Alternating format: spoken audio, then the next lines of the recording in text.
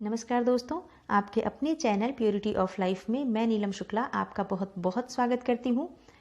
दोस्तों, शिवलिंग की पूजा से मानसिक शांति मिलती है, सभी प्रकार के सुखों की प्राप्ति हो जाती है शिवलिंग की पूजा करने मात्र से, शिवलिंग का अभिषेक करने मात्र से।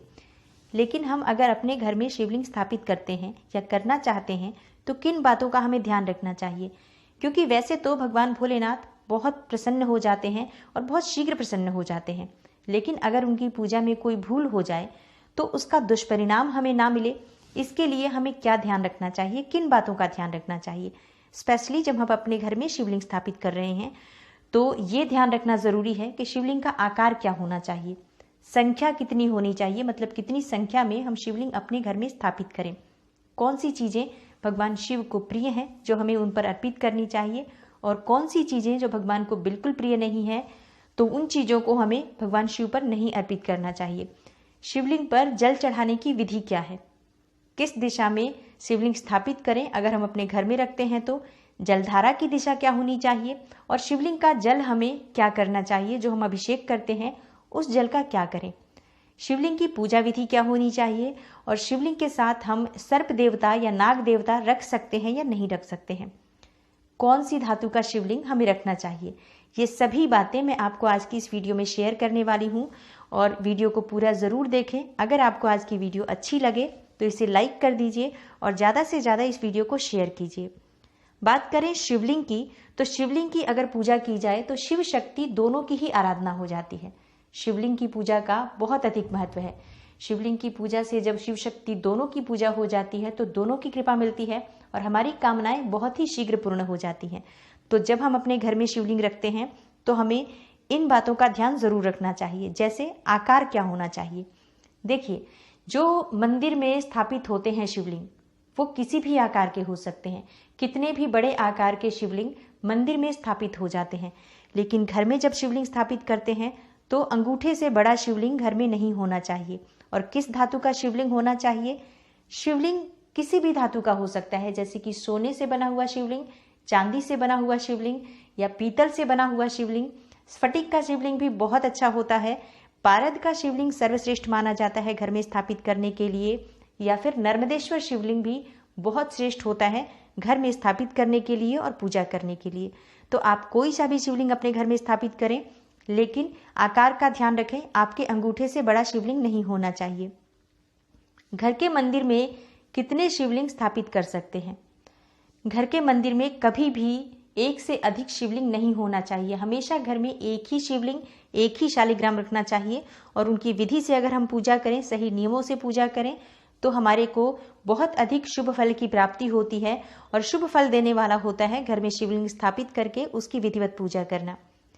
किस चीज़ का प्रयोग हम करें भगवान शिव की पूजा में, शिवलिंग की पूजा में किन चीज़ों का प्रयोग करना चाहिए और किन चीज़ों का प्रयोग नहीं करना चाहिए। भगवान शिव को जो चीज़ें प्रिय है वो है भांग धतूरा, बिल्वपत्र, अक्षत, और इन चीज़ों से भगवान शिव की अगर पूजा की जाए तो भगवान शिव बहुत प्रसन्न होते हैं। सफ़ेद फूल अगर हम भगवान शिव को चढ़ाते हैं तो उनकी कृपा हमें मिल जाती है। और भगवान शिव पर हमें सफ़ेद चंदन लगाना चाहिए, भस्म अर्पित करना चाहिए। लेकिन भगवान शिव की पूजा में केतकी के फूल प्रयोग नहीं किए जाते हैं, तुलसी का पत्ता प्रयोग नहीं किया जाता है, सिंदूर और हल्दी का प्रयोग भूल से भी नहीं करना चाहिए शिवलिंग की पूजा में। इस तरह से आप शिवलिंग की पूजा का ध्यान रखें कि आपको कौन सी चीज़ें भगवान शिव को अर्पित करनी है और कौन सी चीज़ें नहीं करनी है। शिवलिंग पर जल कैसे चढ़ाएं। दोस्तों, शिवलिंग पर जब आप जल चढ़ाते हैं ऐसी व्यवस्था रखें कि जब आप शिवलिंग स्थापित करते हैं अपने घर में तो उसके ऊपर एक स्टैंड रखें, और उस स्टैंड पर आपको एक तांबे का पात्र रखना है जिसे आप नीचे से थोड़ा सा छेद कर दें, छोटा सा, और पात्र में जल भर कर रखें। हर वक्त पात्र में जल भरा रहे, इस बात का ध्यान रखें, और हमेशा जल जो है, जलधारा भगवान शिव पर, शिवलिंग पर गिरती रहे। अगर इस तरह से आप अपने घर में व्यवस्था करते हैं जल की, अभिषेक की भगवान शिव की, तो आपके घर में भगवान शिव की कृपा सदा बनी रहेगी और बहुत ही शुभ होता है अगर इस तरह से अभिषेक की व्यवस्था की जाए तो। अगर ऐसा संभव नहीं है तो आप प्रतिदिन नियम से प्रातःकाल अभिषेक करें भगवान शिव की और विधिवत पूजा करें शिवलिंग का। आप प्रातःकाल अभिषेक मतलब हर रोज अभिषेक होना ही चाहिए भगवान शिव का, इस बात की व्यवस्था रखें जब आप अपने घर में शिवलिंग रखते हैं तो। जलधारा की दिशा क्या होनी चाहिए और किस दिशा में हमें शिवलिंग अपने घर में स्थापित करना चाहिए। देखिए, घर के ईशान कोण को देवताओं का स्थान माना जाता है। मतलब घर का ईशान कोण, उत्तर पूर्व का जो कोना होता है, वहां पर मंदिर बनाया जाता है। घर का मंदिर आप वहां रखें, शिवलिंग भी आप उसी दिशा में रखेंगे, उत्तर पूर्व के कोने में। और जलधारा की दिशा उत्तर दिशा की तरफ होगी। जलधारा का मुख हमेशा उत्तर दिशा की तरफ होना चाहिए। जब आप पूजा करते हैं, इस बात का ध्यान रखें कि आप उत्तराभिमुख होकर भगवान शिव पर जल अर्पित करेंगे। मतलब दक्षिण दिशा में बैठेंगे और उत्तर दिशा की तरफ आपका मुख होगा जब आप शिव का अभिषेक कर रहे हैं। शिवलिंग के जल का प्रयोग कैसे करें? मतलब जो शिवलिंग पर आपने अभिषेक किया है, उस जल का आपको क्या करना चाहिए? जो आपने शिवलिंग का जल का अभिषेक किया है, उस जल को आप किसी भी पौधे के गमले में डाल सकते हैं। कोई भी पौधा आपके घर में हो, आप उसे डाल दें। किसी ऐसी जगह डाल दें जहां पर किसी का पैर न लगे। लेकिन आपको इस बात का ध्यान रखना है कि कभी भी शिवलिंग का अभिषेक किया हुआ जल तुलसी के गमले में नहीं डालना है। और शिवलिंग का अभिषेक बाकी आप कहीं भी डाल दें जहां पर किसी का पैर न लगे। शिवलिंग के साथ नाग देवता रख सकते हैं या नहीं रख सकते हैं? तो देखिए, शास्त्रों में ऐसा कहा गया है कि शिवलिंग का अभिषेक या शिवलिंग की पूजा कभी भी नाग देवता के बिना अधूरी मानी जाती है।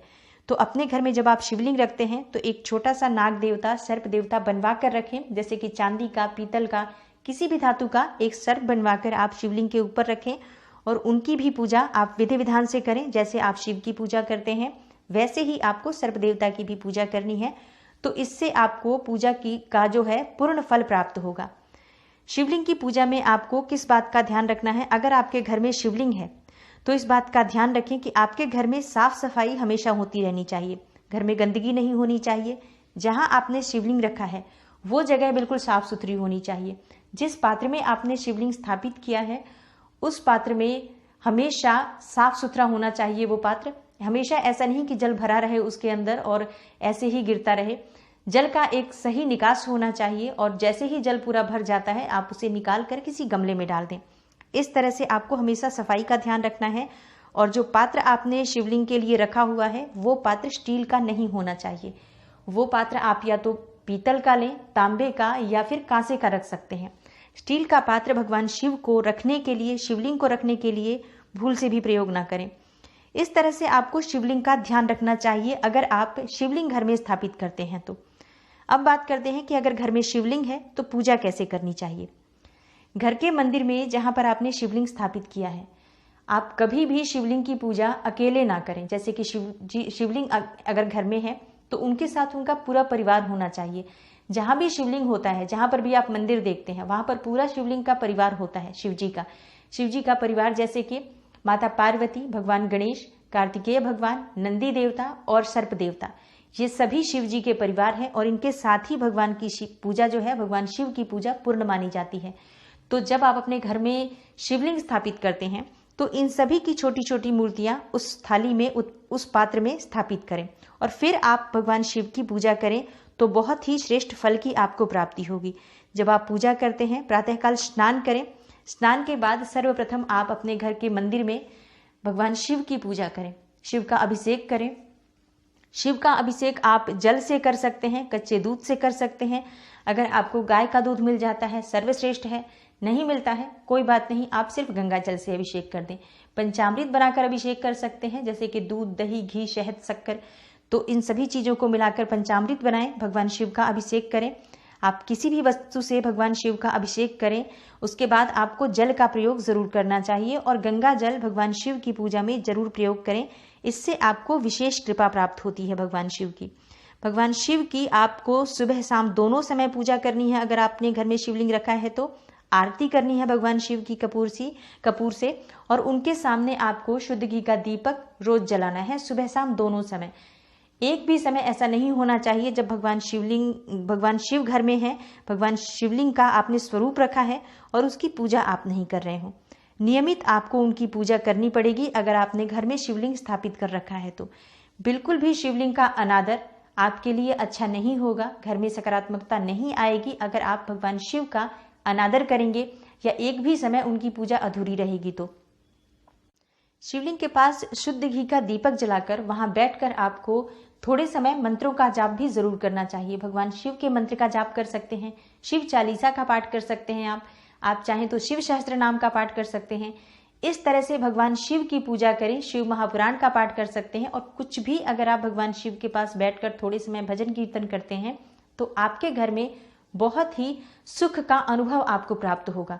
हर समस्या से आपको मुक्ति मिलेगी, क्योंकि जब भगवान शिव विराजित हैं आपके घर में और नियमित आपके घर में पूजा हो रही है उनकी, तो उनकी कृपा से आपके जीवन में मंगल ही मंगल होगा, सुख ही सुख होगा। तो उम्मीद करती हूँ आज की वीडियो आपके लिए ज़रूर लाभदायी होगी। वीडियो आपको अच्छी लगी हो तो वीडियो को लाइक कर दीजिए, ज़्यादा से ज़्यादा इस वीडियो को शेयर कीजिए। चैनल पर पहली बार आए हैं, वीडियो आपको अच्छी लगती है तो चैनल को सब्सक्राइब कर लीजिए, बेल बटन को प्रेस कर लीजिए। इससे ये होगा कि हर वीडियो की नोटिफिकेशन आपको सबसे पहले मिलेगी। मैं मिलती हूँ आपसे अगली वीडियो में, तब तक के लिए